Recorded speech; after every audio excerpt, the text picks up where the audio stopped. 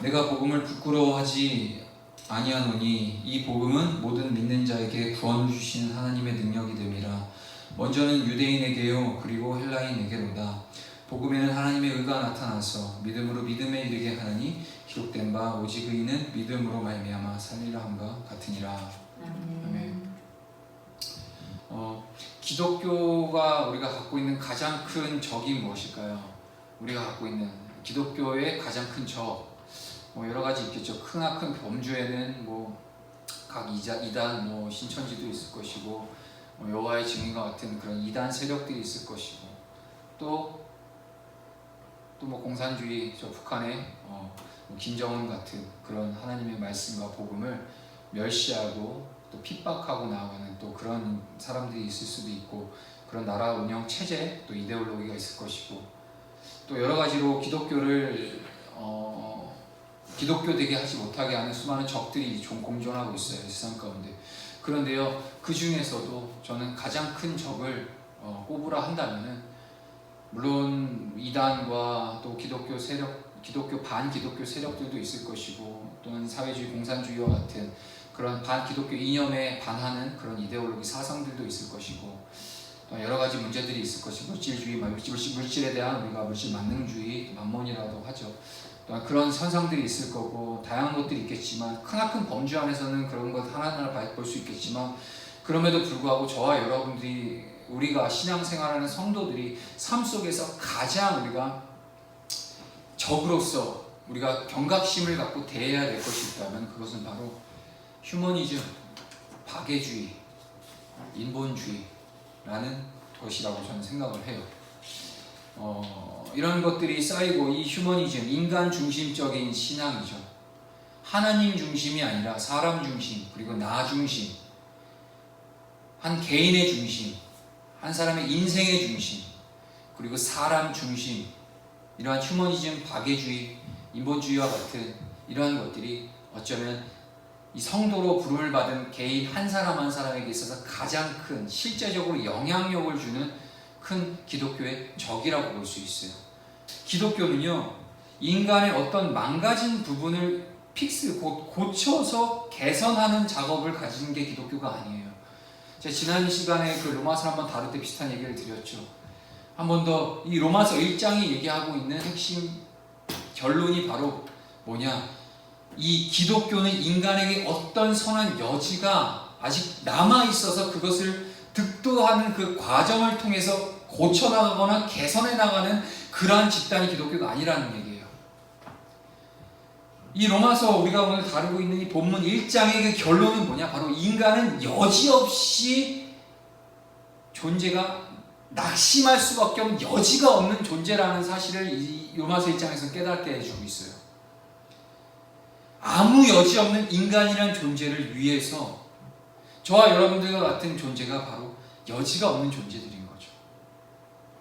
아무리 난다긴다 하는 인생들, 아무리 세상에 추앙을 받고, 아무리 그 휴머니즘에 사로잡혀서 그럴듯한 인성과 품격을 지닌 어떠한 인간도 결국엔 하나님의 그 공의의 심판대 앞에서 누구나 죄인이라는 것을 이 로마서는 증명해주고 있다는 거죠. 아무 여지 없는 인간은 무조건 죄인이고 답이 안 나오는 존재라는 거죠. 그러한 인간이란 존재를 위해서 우리 주님께서 십자가에 달려 주님이 죽으신 거라는 거죠.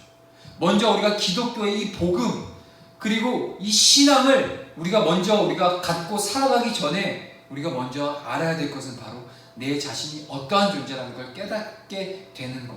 그것이 바로 기독교의 출발이라는 거죠. 내가 어떠한 존재인지를 알아야지 그 주님이 나를 위해서 죽으신 그 십자가의 은혜가 얼마나 크고 놀라운 하나님의 극진하신 사랑이었다는 것을 깨달아 알 수 있다는 겁니다. 근데 우리는요, 이 복음은요, 인간은 아주 절망적인 존재라는 그 가장 중요한 전제를 선언하고 들어가죠. 하지만 우리는요, 때로는 낙심해요. 우리 자신과 우리가 신앙생활을 하면서 걸어가는 저의 입장에서도 그렇고요. 때로는 제가 제 자신을 봤을 때 낙심하고 낭망하는 경우가 있어요. 아마 누구나 낙심하고 낭망하는 경우를 분명히 있을 겁니다. 근데요, 이 낙심과 낭망은요, 또 다른 형태의 교만이라고 이야기합니다. 왜 그럴까요? 바로 낙심은요, 어디로부터 나오냐? 아직도 내 내면에 뭔가 자기 속에 그 어떤 여지가 있다고 착각을 하기 때문에 낙심이란 개념이 내 안에서 가능한 거라는 거예요. 아직도 인간 내면에 그 가능성이 있다는 전제로 낙심이라는 그것이 내게 들어온다는 거예요.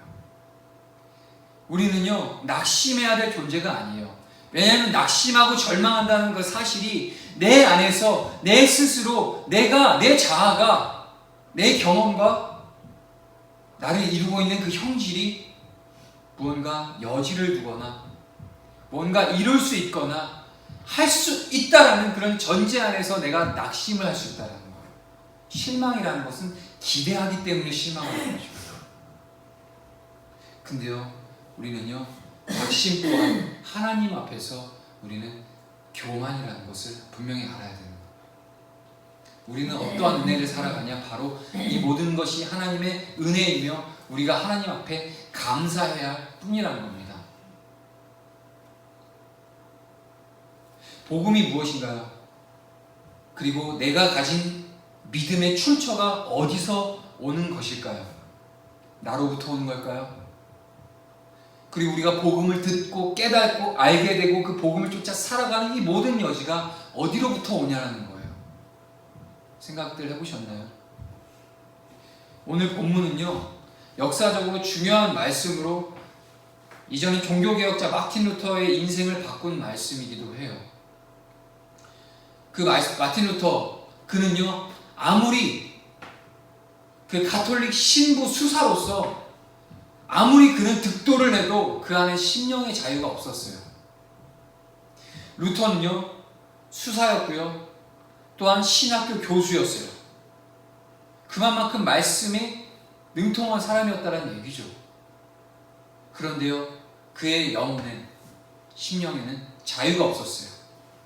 그러다가 어느 날 자신이 가리키는 그 학생들에게 이 로마서를 가르치다가 오늘 이 본문 로마서 1장 16절 17절 오직 의인은 믿음으로 말미암아 살리라 라고 하신 그 하나님의 말씀을 그가 직면하게 되면서 그 루터의 신앙의 축이 바로 새롭게 뒤바뀌는 계기가 된다는 거예요.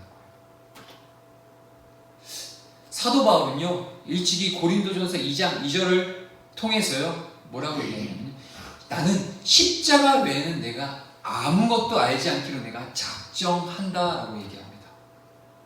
이것은요, 단지 십자가 외에 뭐 아무것도 정말 알 필요가 없다, 세상의 어떤 지식과 배움과 학문들이 다 무용하다라는 얘기가 아니고요, 그 모든 것들이 결국 그 십자가를 통과하지 않은 어떤 지식과 인생도 무의미하다라고 말하는 거라는 거죠. 십자가를 관통하는 경험이 없이는요, 우리 인생은 그저 먼지일 뿐이고요, 안개일 뿐이라는 거죠. 로마서 1장 16절 오늘 본문 다시 한번 읽어볼게요. 내가 복음을 부끄러워하지 아니하노니 이 복음은 모든 믿는 자에게 구원을 주시는 하나님의 능력이 됨이라. 여기까지만 읽을게요. 복음은요, 본문에서 하나님의 능력이라고 정의하고 있어요. 마치 복음이 개념이거나 사상이라고 하면 훨씬 더 쉽게 우리한테 다가올 수 있을 것 같은데요, 오늘 본문은요, 왜 복음이 하나님의 능력이라고 말하고 있는 것일까요? 저희가 삶을 살고 우리가 복음 안에 누리면서 복음이 단지 추상적인 개념이거나 어떤 사상이라고 생각하진 않죠. 복음은 하나님의 능력이에요. 이 능력 언제 어떻게 경험들 해보셨나요? 각자 개인마다 하나님의 말씀과 이 복음이 능력으로 나타나는 개인적인 신앙의 체험들이 있을 거고 경험들이 있으실 거예요. 그래서 뭐 거기에 대해서는 더 이상 언급을 안 할게요. 복음은요, 개념도 아니고요, 어떤 사상도 아니고요, 어떤 학문적인 정의도 아니고 지식이 아니고 뭐라고 얘기냐? 바로 하나님의 능력이라고 얘기하는 겁니다. 예를 들면 이런 거겠죠. 정말 나는 내가 할 수 있는 것들, 지금 상황에서 내가 할 수 있는 최선을 가지고 노력을 했지만 하나님의 편에서 봤을 때, 전능하신 하나님의 편에 봤을 때는 정말 아무것도 하는 것 없이 그저 내게 맡겨진 영혼들을 향해서 상황과 환경에 따라 예수가 그리스도고, 예수가 너를 위해서 오셨고 너의 죄를 대신해서 십자가에 달려 죽으셨어. 그런 예수 그리스도를 믿고 너는 구원을 받아야 된다 라는 이 몇 마디 문장만을 가지고 그에게 예수 그리스도를 소개하고 복음을 전했는데, 어느 날 그가 제가 별 생각 없이 그냥 나는 전해야 되기 때문에 전해는 그 몇 마디의 문장에 삶이 변하고 인생이 변하고 가치가 변하고 존재가 바뀜으로써 하나님의 사랑으로 살아가는 그 결단과 의지의 열매가 있을 때, 그것을 우리는 뭐라고 부르죠? 하나님의 능력이라고 얘기하는 거죠.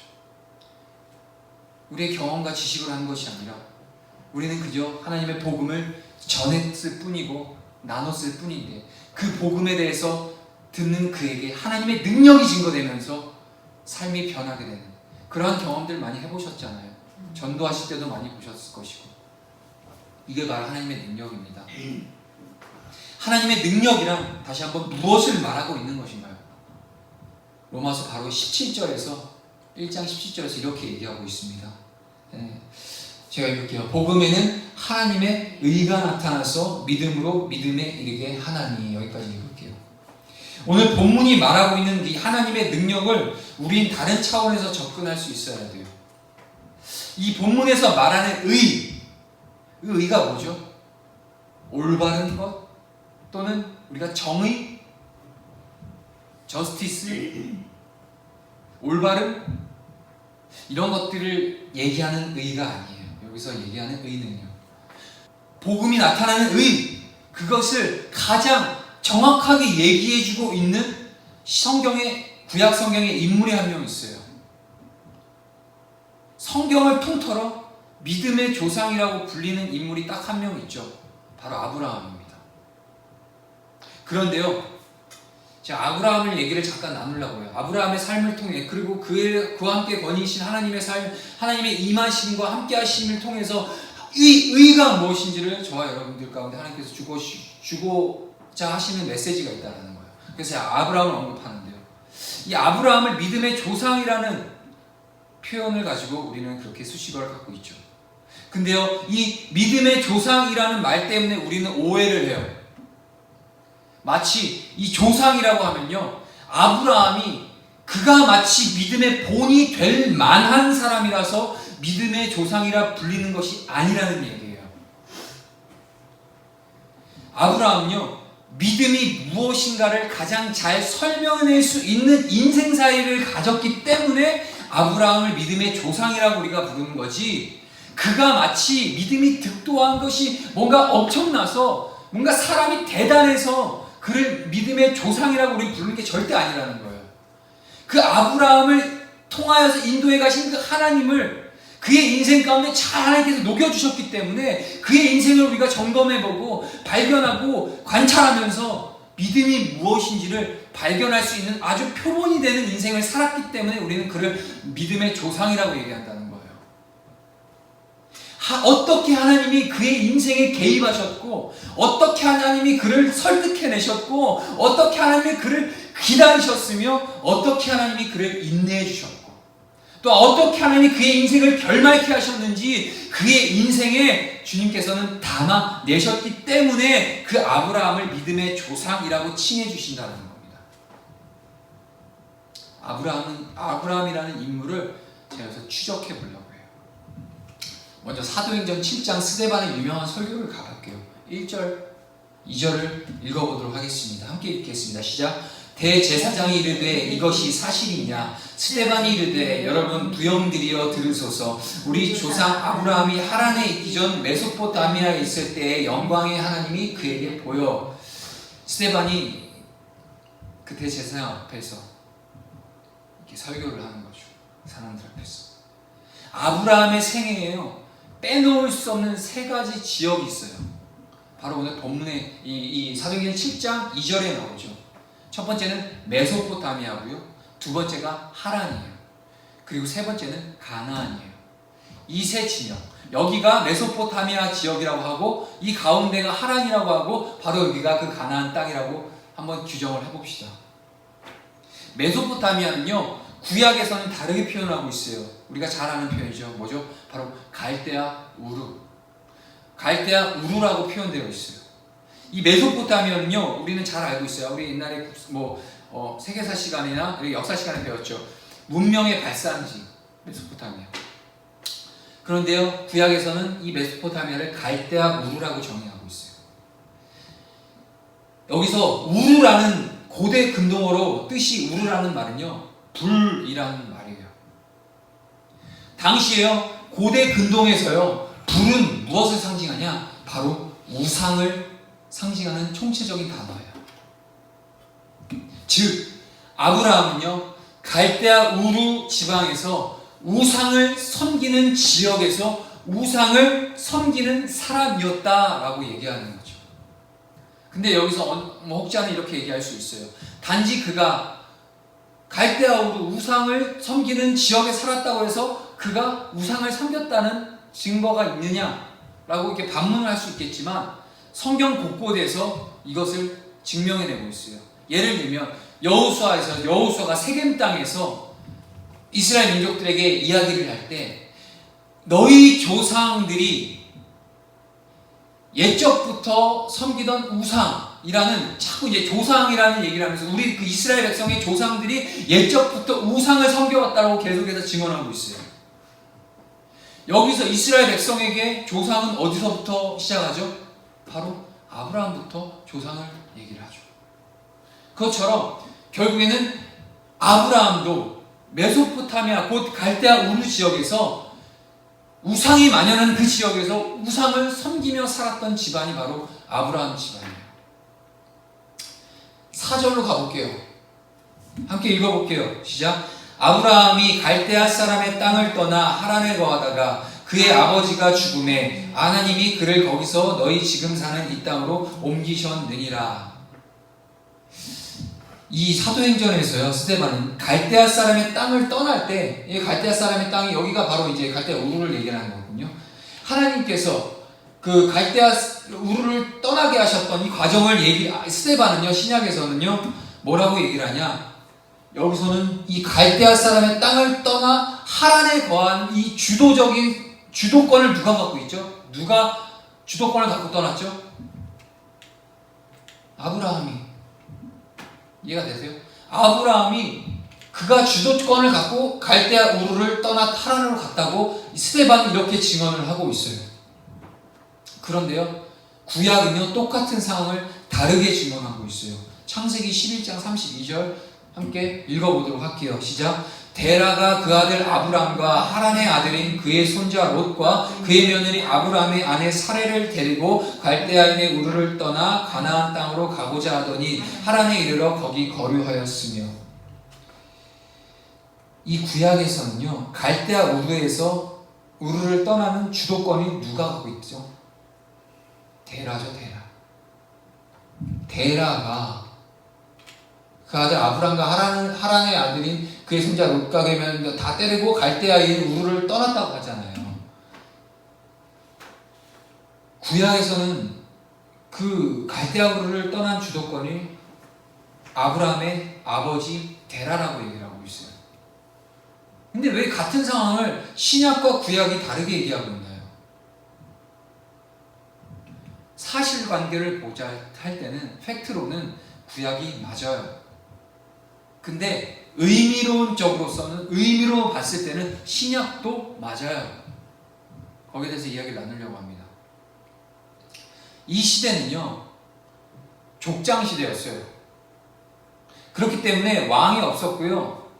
이 족장 시대 때는요, 아버지가 곧 족장이었고요, 왕이었고 통치권자로서요, 모든 가정의 대소사를 결정하는 책임이 그리고 권위가 아버지에게 있었어요. 잘 아실 겁니다. 우리 옛날 사회에서도, 유교 사상에서도 아버지가 거의 최고의 대소사를 결정하는 주권자였잖아요. 그것처럼 이 족장시대 때는 특히 아버지의 권위, 왕이었고 족장이었고 통치권자였다는 거예요. 그런데요, 어느 날 데라에게 이상한 현상이 생겨요. 아들 아브람이 어느 날 이상한 종교 현상이 아브람에게 나타나요. 그리고 그 아브람이 아버지에게 가서 아버지, 어떤 신이 나에게 찾아왔는데, 이 당시에는 이제 하나님인지도 모르는 상황이에요. 왜냐면 우상을 섬기고 있었기 때문에. 어떤 신이 내게 찾아왔는데요, 이곳 갈대아 우를 떠나라고 합니다. 라며 그들 데라 입장에서 뭔가 항거할 수 없는 힘이 그들에게 임하게 되죠. 그리고 나서 결정을 하죠. 갈대아 우르, 곧 자기 고향을 떠나게 되죠. 자, 여기서 갈대아 우르를 떠난 주도권은 바로 결국 선택은 누가 했죠? 데라가 했죠. 아브라함에게 하나님의 계시가 임했지만 그것을 떠나냐 마느냐의 주도권자는 바로 아버지가 갖고 있다는 거예요. 데라가 선택을 하지 않으면 떠날 수가 없어요. 아브라함이 아무리 뭐 계시를 받고 뭘 해도 하나님 만났다라도 데라 아버지가 떠나라고 해야 떠날 수 있는 거고요. 그래서 모든 데라가 아들과 뭐 손자 롯과 며느리와 아내 사례 다 데리고 갈대아 우르를 떠났다고 얘기합니다. 그러다가 어디에 머물죠? 바로 하란에 이르러 거기 거류 하란에 머물게 됩니다. 왜 하란에 머물게 되었습니까? 약속된 땅, 하나님의 언약이 임한 거예요. 그들이 뭐 그 하나님의 엘로힘, 뭐 우리가 지금 믿는 하나님, 여호와 하나님인지 그때 당시에 잘 인식하지 못했지만 어쨌든 그들이 항거할 수 없는 절대자의 그 계시가 떨어짐으로써, 아브라함을 통해 떨어짐으로써 그 가족이 통째로 그 고향을 두고 떠나게 되는 거예요. 근데 그 목적지가 어딘지 정확하게 몰라요. 근데 그렇게 한참을 떠나고 있는데 하란이라는 지역이 앞에 두고 그들은 멈춰서게 돼요. 왜 멈춰섰냐? 바로 하란은요, 강 끝에 자리 잡고 있는 지역이 하란이에요. 고대 당시 히브리 사람들의 생각은요, 강 끝은 세상의 끝이라는 개념이 있었어요. 이것은 뭘 얘기하냐? 한 번 건너면 다시는 돌아올 수 없는 하나의 데드라인이 바로 강 끝이었어요. 그리고 그 강 건너로 넘어서는 새로운 세계가 있다라고 그들 고대 히브리인들의 그 관념 속에 있었다라는 거예요. 그렇기 때문에 그 데라 입장에서는 하란까지는 왔지만 강을 마저 앞에 두고 쉽게 건널 수 있는 상황이 아니었다라는 거예요. 왜 홍해 앞에서 그들이 주저하고 있었을까요? 바로 홍해 앞에 그 넘어, 물론 뒤에서 쫓아오는 애국 군대들이 있었겠지만 홍해를 건너므로써 그 건너서 나가는 그 땅 너머에 무엇이 있을지 그들은 두려웠을 거예요. 그것처럼 이들은 하란에 머물게 됩니다. 쉽게 강을 건너지 못했고요. 강 건너기 직전인 하란에 머물게 됐어요. 그러나 거기서 머무는 것은 절대 하나님의 계획이 아니었습니다.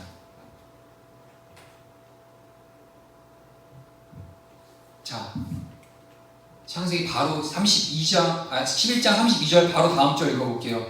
시작. 데라는 나이가 205세가 되어 하란에서 죽었더라. 데라의 이름이 무슨 뜻인지 아세요? 바로 지연시키는 자, 지체시키는 자라는 뜻을 갖고 있어요. 곧 하란에 머무는 것은 하나님의 계획과 뜻이 아니기 때문에 하나님께서 그곳 하란에서 데라를 데려가시죠. 데라로 인해서 지체되는 것, 지연되는 것, 이것은 하나님의 계획이 아니셨어요. 자, 이어서 데라가 죽었습니다. 데라가 죽고 바로 창세기 12장 1절로 2절 그 유명한 말씀이죠. 바로 아브라함에게 하신 언약이 바로 그 하란 땅에서 다시 등장하게 됩니다. 우리 다시 한번 읽어볼게요. 시작. 여호와께서 아브라함에게 이르시되 너는 너의 고향과 친척과 아버지의 집을 떠나 내가 내게 보여줄 땅으로 가라. 내가 너로 큰 민족을 이루고 내게 복을 주어 내 이름을 창대하게 하리니 너는 복이 될지라. 아멘. 아버지를 데려가자 지체했던 이 가족의 행렬이 바로 아브라함에게 새로운 언약의 갱신을 통하여서 다시 진행되고 있다는 거예요. 그럼 자, 여기서 여러분들 생각해 봐야 됩니다. 그럼 이 진행은 과연 누가 진행하고 있는 건가요? 데라인가요? 아브라함인가요? 아니죠. 바로 이 진행, 이것을 주도하고 계시는 분이 바로 하나님이시라는 것을 확인시켜 주는 거예요. 그러나 이 신약의 스데반은요, 뭐라고 얘기합니까? 아브라함이 갈대아 우르를 떠났다. 여러분 잘 아시는 11장, 히브리서 11장 믿음장에서는 뭐라고 하죠? 믿음으로 아브라함은 이라고 하면서 그 주도권을 그들에게 주고 있어요. 그런데 아브라함은요, 여러분 아실 겁니다. 이게 언약 가운데, 약속 가운데 이제 흘러서 가나안 땅에 들어가게 돼요. 가나안 땅에 들어가서도 아브라함이 어떤 존재였죠? 수많은 실수를 저지르게 돼요. 제가 뭘 얘기하고 싶냐? 아브라함, 신약에서 스데반의 증언을 통해서 아브라함이 마치 주도권을 가지고 그 약속의 땅을 향해서 발걸음을 디딘 어떤 의지와 어떤 그런 결단을 소개해주고 있고, 히브리서 기자도 믿음으로 마치 아브라함이 한 것처럼 이야기해주고 있지만, 여러분들은 분명히 아실 겁니다. 구약에 있는 모든 이 위대한 이 대단한 이 하나님의 사람들이라고 불리는 사람들이 얼마만큼 초라하고 부족한 자들이라는 걸 여러분들 알고 있어요.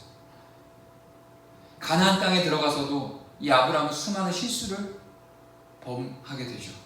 기근이 오니까 뭐 두말할 것도 없어요. 고민 한 번 없이 바로 애굽 땅으로 흘러 들어가 버려요. 어떻게 그 흘러 들어온 땅인데 한마디 고민도 없이 곡식을 찾아 풍요를 찾아서 하나님이 허락하지도 않은 애굽 땅으로 가버리죠. 그리고 그 애굽 땅에서 아브라함은 자기 안위를 지키기 위해서 자기 아내를 누이라고 속이기까지 하는 거짓말을 범하는 죄를 하나님 앞에 범하고 있어요. 또 뭐하죠? 온갖 전쟁과 수고와 환난과 막 고난들을 엄청 겪잖아요, 아브라함이. 그러면서 그렇게 고난과 전쟁을 통해서 겪다가 그의 입술을 통해서 처음으로 하나님을 믿었다고 고백하게 되는 것이 바로 창세기 15장에 가서 처음으로 하나님 향해 내가 믿습니다라는 고백을 아브라함은 시작하게 됩니다. 이제 읽어볼게요. 15장 5절로 6절 시작. 그를 이끌고 밖으로 나가 이르시되 하늘을 우러러 무뼈를 셀 수 있나 보라. 또 그에게 이르시되 내 자손이 이와 같으리라. 아브라함이 여호와를 믿으니 여호와께서 이를 그의 의로 여기시고. 아멘. 여기에 아브라함이 여호와를 믿으니 라는 입술의 고백을 창세기 15장에 와서 하게 됩니다. 그런데 문제는요, 하나님은 이를 뭐라고 얘기를 하시죠? 그의 의로 여기셨다라고 하고 계시는 거예요. 그런데 여러분, 이 아브라함의 의는 누가 만들어 놓은 의인가요?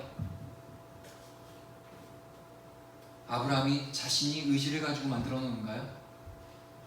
아니죠. 걸음걸음마다 하나님께서 만들어 놓으신 의예요.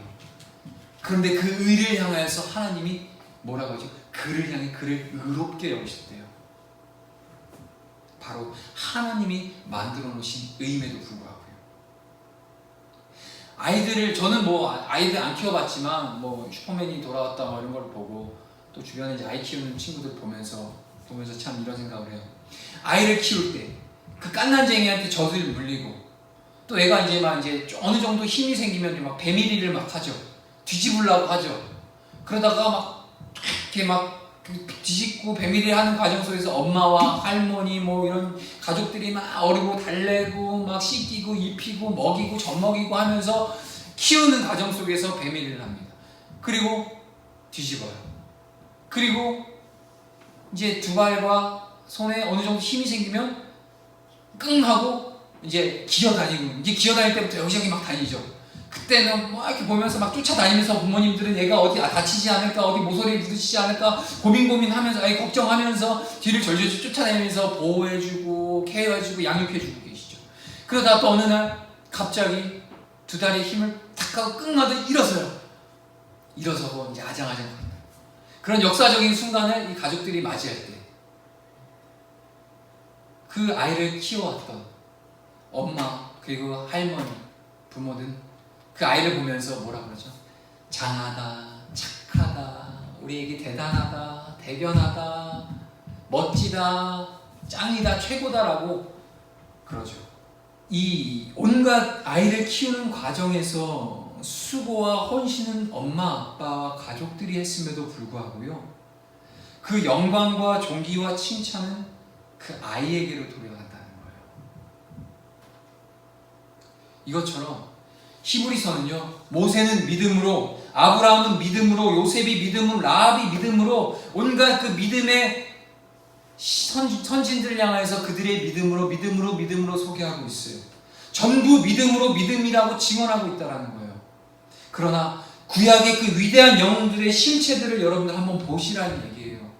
얼마나 못난 짓들을 했고, 아브라함처럼 얼마나 긴 과정을 통해서 하나님이 그들을 설득하고 일으키시고 기다리심으로써 그 믿음을 만들어 가셨는지를 우리 성경을 통해서 확인할 수 있지 않습니까?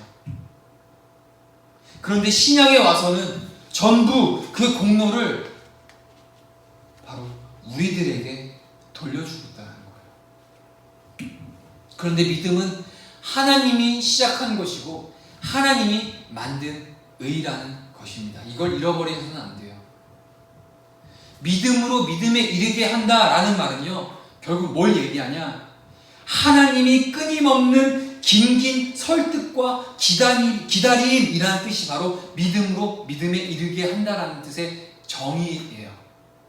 그걸 우리는 어느 날 믿습니다 라고 고백을 하게 되는 거예요. 이렇게 하나님께서 먹이시고 입히시고 정말 막 때리시기도 하고 여기까지 막 풍랑 가운데 인도하신 모든 과정 속에서 어느 순간 우리가 입술을 통해서 하나님을 믿습니다. 마치 아브라함이 15장에 고백한 것처럼 믿습니다 라고 고백을 할 때, 내가 지나온 그 믿었던 시간들을 돌아보면 내가 예수 그리스도를 믿습니다 라고 고백을 하는 그 순간 구원을 얻는 것이 아니라, 수사적으로는 물론 그때 구원을 얻는다고 말은 하고 있어요. 그런데요, 그 이전부터 그 고백과 그 자리에 내가 떠밀기까지 하나님이 간섭하시는 거라는 거죠. 나를 때로는 불구덩이에 집어넣고 막다른 골목에 집어넣기도 하시고 찌그러뜨리기도 하시고 숨조차 못 쉬게 만드셔서 내가 이제는 주님만 바라보고 살겠습니다 라고 내 입술을 통해 고백을 터뜨리게 주님께서 만드신다는 거예요. 그때 주님께서 스스로 다 하셔놓고 우리에게 뭐라고 하시죠? 바로 믿음이 의로 여겼다라고 하시는 겁니다.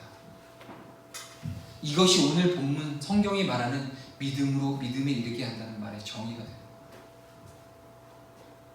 이것을 가장 확실하게 담보하기 위해서 우리 주님은요, 십자가 사건을 계획하시는 겁니다. 하나님의 성실하고 변함없이시고 인도에 가신 하나님의 성실하신 그 헤세드의 성품이 그리스도의 그 십자가의 사건을 통해서 우리를 담복해 하신 거예요. 히브리서 이렇게 얘기하죠. 아들을 내어주신 이가 어찌 이 모든 것을 은사로 너에게 주시지 아니하겠느냐. 예수를 깊이 생각하라 라는 말은요, 십자가를 깊이 생각하라는 말인데요, 이는요 하나님의 보증금을 너희는 십자가를 통해서 확인하라는 말이기도 해요. 자, 예를 들어 볼게요. 우리가 평생에 꿈꾸던 강변에 뷰도 좋고 막 숲도 울창하고 엄청 좋은 아파트, 집이 100억이라는 엄청난 돈에 나왔어요. 이 집은 평생 내가 꿈꾸던 집이에요. 이 집에서 사는 것이 평생 내가 꿈꾸었던 소망이에요. 근데 그 집이 100억이라는 돈에 나왔어요. 구입할 수 있는 기회가 생긴 거죠. 자, 그러면 우리는 계약금을 걸어야겠죠. 어찌됐든 계약금을 법적으로 10분의 1을 걸어야 되는 게 맞아요. 10억을 걸어야 돼요. 그게 우리가 그 집을 얻기 위해 할 수 있는 최대한의 노력이고 수고예요. 근데 그 사이에 계략금 10억을 걸었지만 그 사이에 행여라도 누가 채가고 다른 사람이 입주할까봐 그냥 100억을 있는 그대로 다 계약금으로 걸어버려요. 근데 이 100억을 걸었다는 것은 그 사람이 그 집을 사겠다는 의지인가요? 아니면 살 수도 있다라는 사실인가요? 무조건 사겠다라는 의지인 거죠. 그러니까 계약금 10억만 걸어도 가능하지만 100억 전부를 걸고 그 집을 놓치지 않기 위해서 보증을 하는 거죠. 이것처럼 십자가, 하나님의 하나밖에 없는 아들 예수를 십자가 가운데 내어주심이 바로 하나님께서 우리를 향한 구원 계획을 자신의 전부를 거르셔서 보증해 주신 사건이 바로 십자가라는 겁니다. 그 십자가를 바라보고 그 사건을 묵상할 때마다 나에게 있어서 시작된 이 구원의 역사는 하나님이 반드시 결말을 보시고 끝장을 보시겠다는 하나님의 의지적 발언이라는 것을 우리는 알아야 된다는 거예요. 그래서 나란 존재를 근거로 낙심을 하고 절망을 한다는 것 자체가 죄라는 것이고요, 교만이라는 거예요. 우리 안에선 선한 게 아무것도 없어요. 내가 오늘 10년, 20년, 30년 믿음 생활 신앙의 여정을 오늘 하루를 밟고 있지만 이 모든 이 과정이 나의 어떤 내가 여지가 있어서 나의 안에서 뭔가 생성이 돼서 내가 어떤 의지를 갖고 여기까지 살아온 것이 아니라 마치 아브라함을 수없이 설득시키고 인도해내시고 끌어안으시고 일으키시고 때로는 징계하시고 채찍질하시면서 하나님께서 그를 의롭게 여겨주시는 것처럼 우리의 이 믿음과 신앙의 과정 또한 하나님께서 우리를 끝까지 당신이 구원하신 그 계획 가운데 나는 내 하나님, 나 하나밖에 없는 아들을 내가 보증함으로써 잡아 죽임으로써 너희들을 끝까지 내가 인도하겠다라는 그런 하나님의 결단과 결정을 가진 그 의지적인 발언이 바로 십자가 안에서 이루어졌다는 겁니다. 우리는 그것을 믿고 그 믿음 안에서 이제는 그에 합당한 하나님의 그 의지와 하나님의 성실하신 그 성품을 따라서 우리는 성령의 의지에 하나님을 결국에는 오늘도 하나님을 의지하고 하나님을 의탁하고 나의 나된 것인다 하나님의 은혜로 말미암아 나아가는 그런 철저한 하나님 중심, 하나님의 절대 주권적인 그 중심을 가지고 우리는 오늘도 신앙인으로 살아가고 성도로서 살아간다는 겁니다.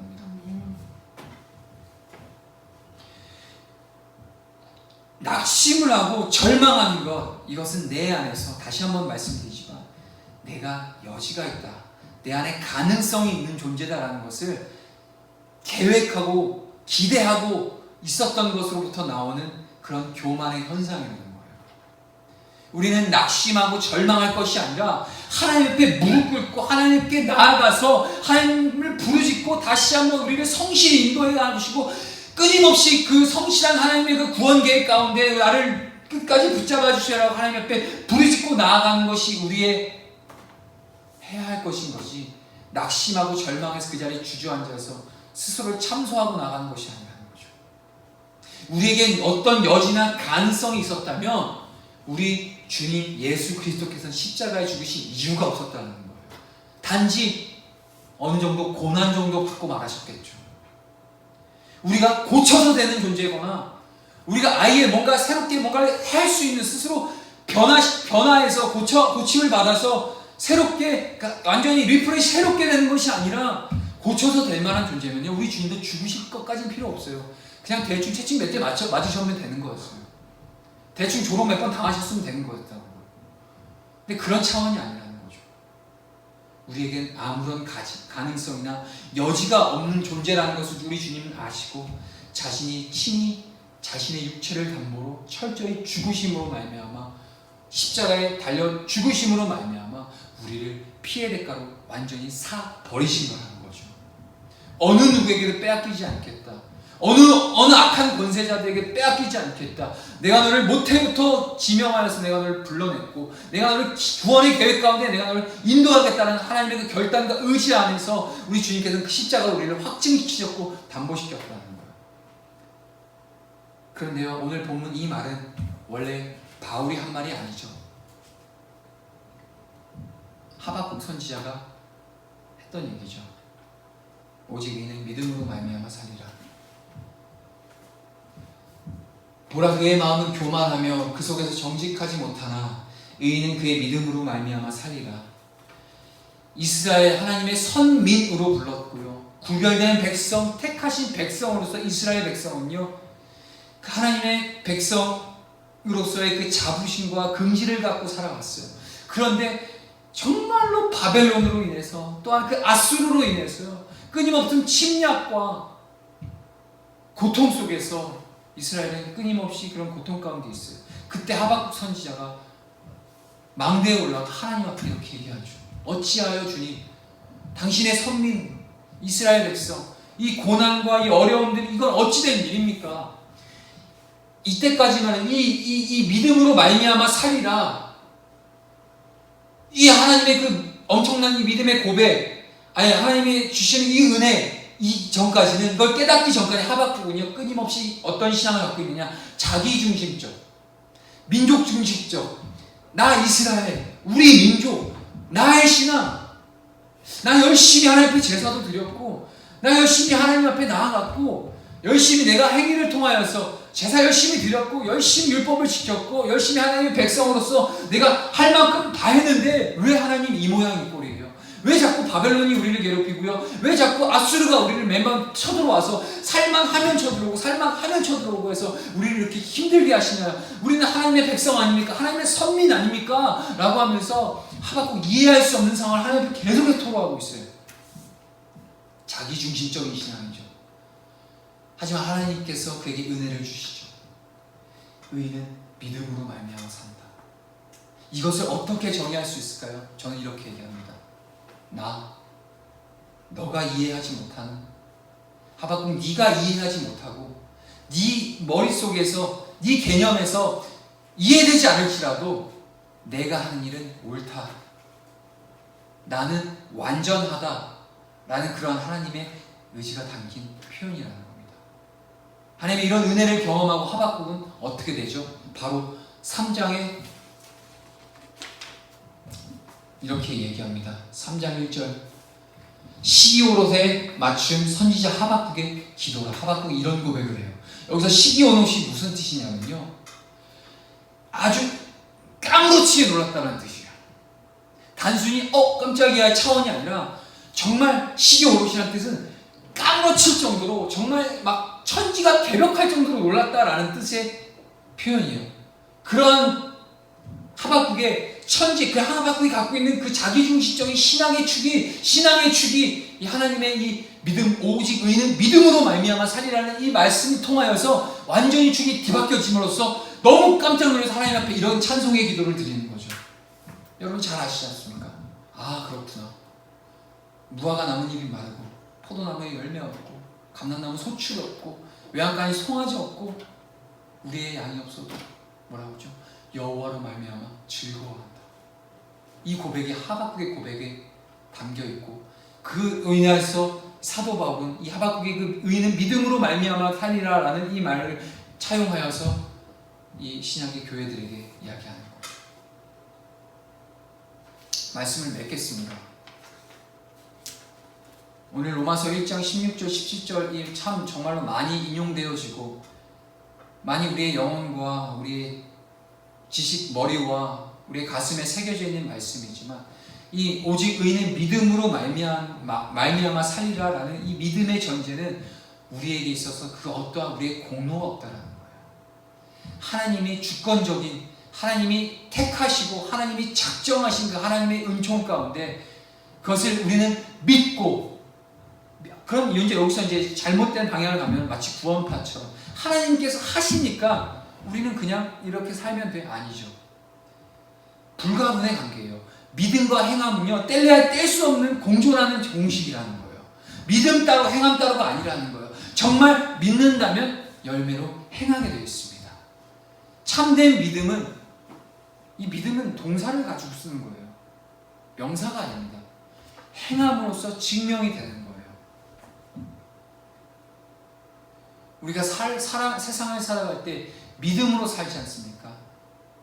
무엇을 먹고, 무엇을 입고, 무엇을 마시고, 무엇을 다니고, 무엇을 행하고, 이 모든 것들은 믿음의 근거에서 우리는 살아가잖아요.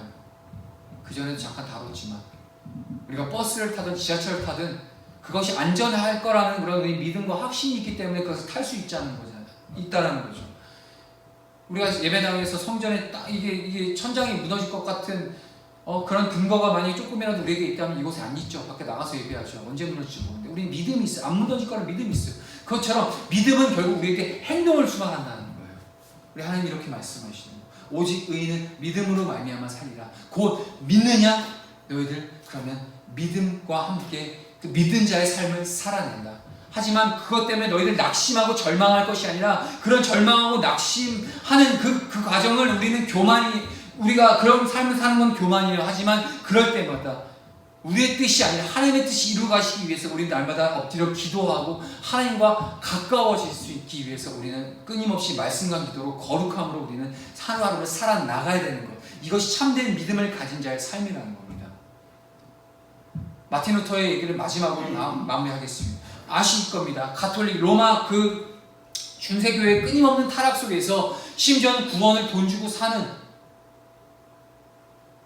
그런 아주 정말 패역한, 하나님 보시기에 패역한 그런 죄악이 만연한 그 중세 로마 카톨릭에 대항하여서 마틴 루터가 바로 대항한 말씀이 바로 이 로마서 오직 의인은 믿음으로 말미암아 살리라라는 말씀 아닙니까?